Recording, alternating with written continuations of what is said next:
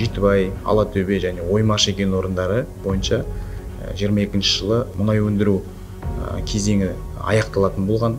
Сол кезеңді энергетика министрлігімен келіссөздер жүргізу арқылы, кешенді жұмыстар жүргізу арқылы ары қарай 2028 жылға дейін, яғни 5 жылға созылдырылды. Жетібай кен орнының өзінің әлі күрделілігі соншалық осы күнге дейін 50 жылдың үстіне асып кетсе де геологиялық барлау жұмыстарын талап етіп отыр. Бұл енді атап айтсақ, мына 13-ші горизонтта мына куполдың сыртынан екі ұңғыдан біз 100 тонның үстіне мұнай бұрқағын алдық. Арнайы зерттеулер жүргізу керек, соны дәлелдеу керек. Сосын барып оны сәйкесінше мына материалдарымызды осы рұқсатын алып, мына контурды ұзартып кеңейтуіміз керек. Бүгінгі таңда Маңғыстаумұнайгаз компаниясы бойынша барлық кен орындардың мұнай қоры көлемі 30 миллионға жуық.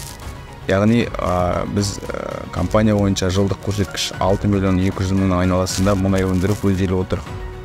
Оны есепке отырып, яғни сонымен қатар мұнай қорының өсу потенциалын есепке алатын болсақ, бұл көрсеткіштер, яғни компанияның әлі де 30 жылдан астам тұрақты мұнай өндіруге және тұрақты дамуына мүмкіншілігі бар екенін көрсетеді.